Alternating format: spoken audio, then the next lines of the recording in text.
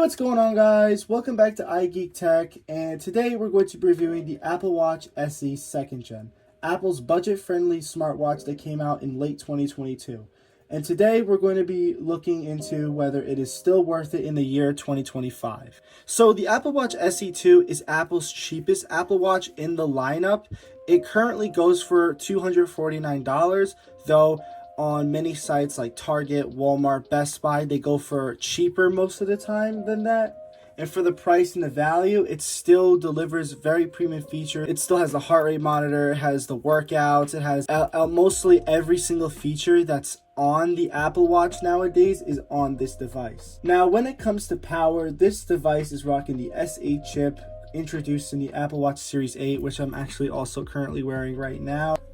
So performance in 2025 is still great. You know, it's only a 3-year-old chip, which is honestly pretty great. So the SE has a much smaller battery than like the Series 8, but with a display that's always not on, like just the display turns off like you saw there, the charge usually lasts about 18 hours, so usually can get you through a full day. And if you put low power mode on, you can even enhance that lifespan even further. So some of the premium health features that come with this watch is also available on all the other smartwatches, like crash detection, heart rate monitoring, fall detection is really great. Unfortunately, they don't have the blood oxygen level anymore because of what Apple's currently going through in their lawsuit process, but the sensor is still back here. It's just obviously it's not available at the moment. So also when it comes to watch OS support, this is still obviously on the newest version. Apple typically supports their watches between 5 to 7 years, similar to like the iPhones, meaning that the SE will most likely get updates till either late 2026 or 2027, which is honestly like really great, especially with Apple. You know, they always have great support for all their devices and the longevity. Another great feature with this watch is that it's very lightweight and very comfortable to wear, especially in most occasions. You can dress this watch up. You can put like the nice leather strap I have on. You can put like a sports band on it. You can put many different types of straps on this. You can dress it up, dress it down, dress it for workouts. It always looks sleek and comfortable. But here's where the watch falls short.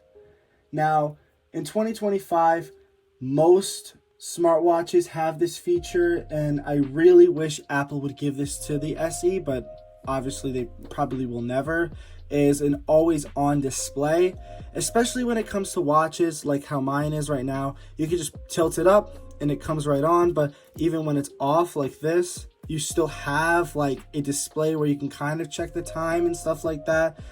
And something like that just should be a feature on any smartwatch. Like right now it's off. I would have to raise to wake it. Like, I don't know, like think of a watch. Normal watches don't turn off like when you are not looking directly at them, and I think smartwatches should do the same. Now, would I rock this Apple Watch SE 2022, and is it still worth buying in 2025? I have an Apple Watch Series 8, so I wouldn't personally rock this, especially if you ever had a Series watch. I wouldn't upgrade to it. If you have an Apple Watch like Series 3 or an SE1, I would upgrade to this watch. Or if you're also entering like the Apple ecosystem and you want to try out the Apple Watches and stuff like that, it is a great entry device, especially to that ecosystem. But another thing would also be like, especially if you honestly just want to get used to smartwatches too. Like, I know like if you have an Android phone, this doesn't really work with them, but if you have an iPhone, I mean, it's a great buy. Yeah, I know there is that not always on display and stuff like that. Other than that caveat, then yeah, it's pretty great. But what do you guys think? Is the Apple Watch SE still worth it in 2025? Let me know in the comments, and don't forget to like, subscribe, and hit that bell button for more tech content.